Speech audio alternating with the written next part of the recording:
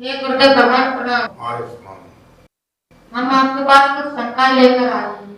अच्छा ठीक है, बैठिए।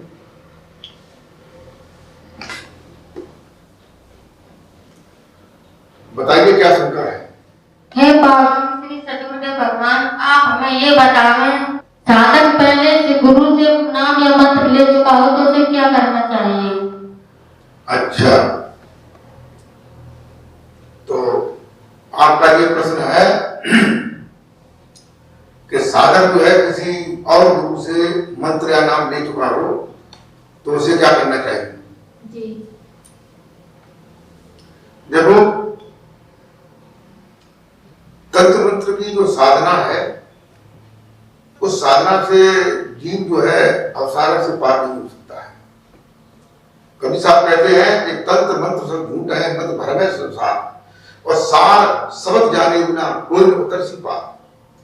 कवि साहब कहते हैं कि ये तंत्र मंत्र जो है वो संसार के लिए है, लेकिन सत्य के लिए झूठ है। जब तक जो है जो परमात्मा का वास्तविक नाम है, जो सार नाम है, उसको नहीं जानोगे तब तक जो है संसार से पार होना संभव नहीं है। और बताइए, और भी कोई प्रश्न है? जी।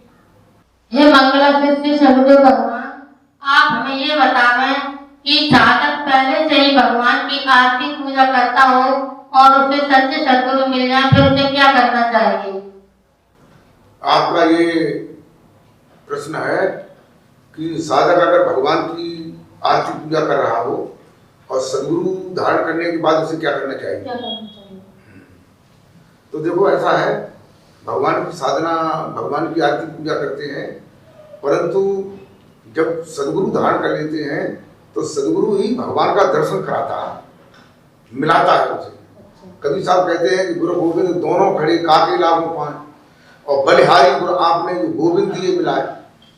तो कहते हैं कि गुरु और गोविंद दोनों एक जगह पर खड़े हों तो साधक को किसके चरणों में पहले प्रणाम करना चाहिए? यानी सदगुरु के चरणों में करना चाहिए, उन्हीं की आरती पूजा करना चाहिए। भगवान तो पहले भी थे, लेकिन पहले हमें मिले नहीं, गुरु महाराज जी ने तो मिलाए हमसे, इसलिए जो है गुरु जी की आरती पूजा करना चाहिए।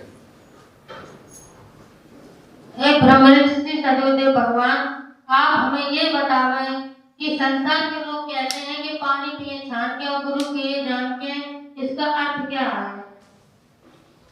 अच्छा, तो आपका ये प्रश्न है कि संसार के लोग कहते हैं कि पानी पिए छान के और गुरु करे जान के। अच्छा, ये शंका है इसमें? शंका है। तो देखो, लोगों की कहावत है पानी पिए छान के और गुरु करे जान के, लेकिन ये कहावत जो है वो उल्टी है। अच्छा। पानी को नहीं छाना जा सकता है और गुरु को छानना चाहिए। गुरु लंपट है, चोर है, लबार है, क्या उसका ज्ञान है, क्या उसकी साधना है, क्या उसकी भक्ति है। तो अगर पानी को छानोगे और पानी में अगर कुत्ता मुंह से आए, फिर उसे जो है 4 बार जो है फिल्टरिंग करें, क्या उस पानी में से कुत्ते का मुंह निकल जाएगा? नहीं निकलेगा। तो इसलिए जो है गुरु की छानबीन करना चाहिए कि गुरु का क्या ज्ञान है, गुरु कैसा है। तो ये है। हे ब्रह्म श्री सदगुरुदेव जी महाराज, आप हमें ये बतावें कि कौन सा गुरु त्यागने योग्य है? अच्छा, आपका ये प्रश्न है कि कौन सा सदगुरु है जो त्यागने योग्य है? जी जी। देखो, वैसे तो कहते हैं संसार में बहुत से गुरु हैं, शिष्य भी नहीं बन पाते हैं पूरी तरह से और गुरु बनने के लिए तैयार हो जाते हैं। कहते हैं कि गलिन गलिन गुरबा फिरे चेलो कंठी ले और स्वर्ग जाओ जे नरक में हमें दक्षिणा दे। तो संसार में ऐसे गुरु ज्यादा हैं, लेकिन कहते हैं कि गुरु को, ऐसे गुरु को ढूंढिए जो सच्चा सदगुरु, सच्चा मार्ग बताने वाला, और छोड़ने योग्य, त्यागने योग्य बेगुरु है जो लंपट है, क्रोधी है, कामी है, लोलुप है। ऐसे गुरु को त्याग देना चाहिए। और बताइए क्या प्रश्न है? हे सच्चिदानंद स्वरूप श्री सद्गुरुदेव जी महाराज, आप हमें ये बतावें कि कौन से गुरु जी शरीरांत के बाद भी त्यागने योग्य नहीं है। अच्छा, तो आपका ये प्रश्न है कि कौन से ऐसे सदगुरु हैं जिनका शरीरांत होने के बाद भी उनको नहीं त्यागना चाहिए। जी जी। तो उसके लिए तो जो पूर्ण सदगुरु है, कहते हैं कि पूरा साहिब से ये जो शब्द पूरा हो, ओछे से ले लगा के मूल आवे कोई, जो मूल ज्ञान देते हैं, जो मूल नाम देते हैं, जो अनाज से चला आ रहा उस नाम को देते हैं, और जो पारब्रह्म के समान होते हैं, जो शरीरांत के बाद और शरीर होने पर हमेशा जो है साधक को दर्शन देते रहते हैं, मार्गदर्शन करते रहते हैं, ऐसा सदगुरु जो है वो त्यागने योग्य नहीं होता है। उसके शरीरांत हो जाने पर भी वह ज्यों का त्यों उसकी रूहानी जो है बरकरार रहती है। और बताइए और क्या प्रश्न है? हे स्वामी जी, आप हमें ये बतावें कि भृंगी साधन कौन सा होता है। अच्छा, भ्रंगी साधन। जी। अच्छा, देखो भ्रंगी साधन के लिए बताते हैं कि कहते हैं कि गुरु को कीजिए दंडवत, गुरु को कीजिए दंडवत कोट कोट प्रणाम, और कीट न जाने भ्रंग को गुरु कर ले आप सम। ये कबीर साहब कहते हैं कि गुरु महाराज जी को दंडवत प्रणाम करो, और प्रणाम करके उनके पास जाओ, उनकी सेवा करो।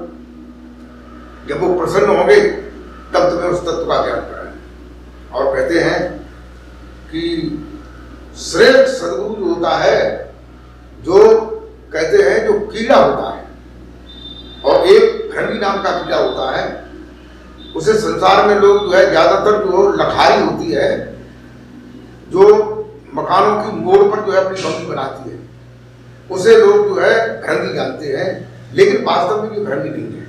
भ्रंगी कीड़ा और होता है जो जमीन के अंदर बंगी बनाता है, और जो बरसात के समय जो है करीब भादों के महीने में ज्यादातर दिखाई देता है। तो वो जो है जो कीड़ा होता है, दूसरी जात का कीड़ा होता है, उसके सिर में ठोकर मार देता है, फिर वो बेहोश हो जाता है, फिर उसे पकड़ करके अपने कोठरे में बंद कर देता है। कोठरे में कई सुराख होते हैं, कोठरे में बंद करके और उसको मिट्टी से बंद कर देता है, बीच में सुराख कर देता है, और वो अपना शब्द सुनाता रहता है, भी भी भी भी भी भी भी भी भी भी। तो वो जो कीड़ा जो है अंदर जो बंद कर दिया है, जब वो होश में आता है तब उसे केवल भ्रंगी कीड़ा ही दिखाई देता है, और उसका शब्द सुनाई देता है। उसी शब्द को, रूप को देख करके कुछ समय बाद ऐसा होता है कि उसका शरीर परिवर्तन होने लगता है, उसके ऊपर शरीर का आवरण जो है वो छूट जाता है, और एक नया पीपा जन्म लेता है जो मूंगफली की तरह का होता है।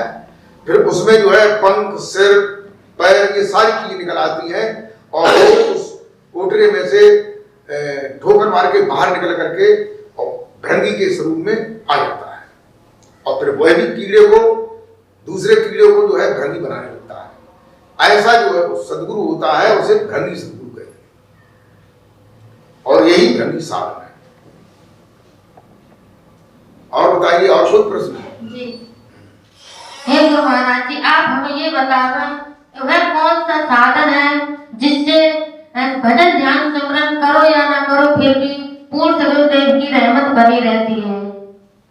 अच्छा, इन्हीं वो कौन सा साधन है जिसमें भजन करो या न करो और फिर भी जो है सदगुरु उसे भवसागर से पार कर देता है। जी। वह तो ये साधन है सदगुरु की शरण में जाकर के सदगुरु के अपने चित्त में हमेशा उनकी मूर्ति को रखना, और उनकी हर आज्ञा का पालन करना। जो हर आज्ञा का पालन करता है तो उसका ध्यान जो है सदगुरु में ही रहता है। अंत में जब सदगुरु शरीरांत करते हैं तो वह साधक जो सदगुरु में अपना ध्यानस्थ रखता है, ध्यान को बनाए रखता है, बसा लेता है, फिर वो सदगुरु की रूह आत्मा के साथ जो है उस लोक में चला जाता है, वो भी मोक्ष और मुक्ति को प्राप्त हो जाता है। और बताइए और कोई प्रश्न है? हे गुरुदेव भगवान, आप हमें ये बतावें कि साधक को ऊंची जात के यानी कि ब्राह्मण को ही गुरु करना चाहिए या नहीं? अच्छा, देखो, साधक को ब्राह्मण ऊंची जात में गुरु करना चाहिए या नहीं, कैसा भी करना चाहिए, तो ज्ञान में जो है जात से कोई संबंध नहीं है। देखो, अगर ब्राह्मण जात का है उसे ज्ञान नहीं है, वो चोर है, लंपट है, लबार है, झूठा है, प्रपंची है, तो ऐसे गुरु को करने से क्या फायदा है? गुरु कोई भी हो, कहते हैं कि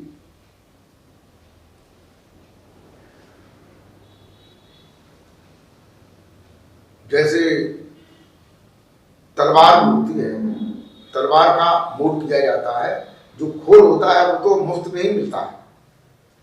इसलिए ऐसे सदगुरु को ढूंढो जिसे उस पार ब्रह्म का ज्ञान हो, जात से कोई संबंध नहीं होता है। और बताइए, और भी कोई प्रश्न है? जी, हे दीनबंधु गुरुदेव भगवान, आप ये बतावें कि संसार के लोग कहते हैं कि जब तक माता पिता जिंदा हैं तब तक गुरु धारण नहीं करना चाहिए। अच्छा, आपका ये प्रश्न है, जब तक माता पिता जिंदा हैं तब तक साधक को गुरु नहीं करना चाहिए? जी। अच्छा, देखो, माता पिता से जिंदा होने से और गुरु धारण करने से इनमें बीच में कोई इसका संबंध नहीं। कैसे कि देखो, माता पिता है, उनकी सेवा करो। माता पिता कोई गुरु थोड़े होते हैं, ये तो सामाजिक गुरु होते हैं। गुरु तो वह होता है जो हमें उस परमेश्वर का ज्ञान बताता है। और फिर कहते हैं कि राम कृष्ण से को बड़ो तिनहु ने गुरु की, तीन लोग तारंतरम सो ताके आदि। कहते हैं, देखो, राम थे, उन्होंने जो है, उनकी माता पिता जीवित थे। उनके पिता का नाम दशरथ था, माता का नाम कौशल्या था, और भी माताएं थी, कैकेयी और सुमित्रा। उसके बाद भी उन्होंने जो है धनुर्विद्या के गुरु विश्वामित्र को किया था। और जो वशिष्ठ जी थे वो योग विद्या के गुरु थे। और जो भगवान कृष्ण थे उनके भी माता पिता जिंदा थे। उनके तो दो माता पिता थे, एक थे वसुदेव देवकी थे और एक पालन पोषण करने वाले नंद और यशोदा थे। लेकिन उसके बाद भी उन्होंने भी दो गुरु किए। एक तो शिक्षा वाले शांतिवन गुरु थे और दूसरे जो है दुर्वासा ऋषि थे, जो योगी थे, उनको उन्होंने गुरु धारण किया था, जिनसे सच्चा नाम लिया था। तो माता पिता जो है वो अपने मार्ग के लिए है और माता पिता की सेवा करना है, पुत्र का धर्म। लेकिन माता पिता से के होने पर माता पिता जो है काफी टाइम तक जो है जिंदा रहते हैं और उसके बीच में ही तुम मर जाओ तो बताइए तुम खाली चले जाओगे। इसलिए जो है गुरु तो अवश्य धारण करना चाहिए। और बताइए, और भी कोई प्रश्न है? जी, ये सतपथ का मार्ग बताने वाले गुरुदेव भगवान, आप हमें ये बतावें कि जो लोग अपने को कबीर या भगवान या अपने को गुरु मान लेते हैं और जीवों को भटकाते रहते हैं, उनका क्या होता है? अच्छा, ठीक है, आपका ये प्रश्न है कि जो लोग अपने को खुद का ही गुरु मान लेते हैं या फिर अपने को भगवान का अवतार बताते हैं, कबीर का अवतार बताते हैं और ज्ञान भी उनके पास है नहीं, तो उनका क्या होता है? जी जी। ऐसे लोग होते हैं, कहते हैं कि बिन जाने बात देश की बात कहे सो कूद और अपने तो खाली खाते हुए बेचत फिरे कपूर। जिसको उस मालिक का सच्चा नाम नहीं मालूम है, सच्चा ज्ञान नहीं है, ये जो है काल निरंजन के भेजे हुए गुरु और दूत हैं। ये जीव को भटकाते हैं, इनको अंत में 84 लाख योनियों में जाना पड़ता है। और बताइए, और कोई प्रश्न है? हे गुरुदेव भगवान, मैं ये शंका लेकर पता ना कहां से भटकती रही हूँ और आज आपके पास आकर इस शंकाओं का समाधान हुआ है। मैं आपकी बहुत बहुत आभारी हूँ और जन्म जन्म तक आपके एहसान को नहीं भूल सकती हूँ। आपको बार बार कोटक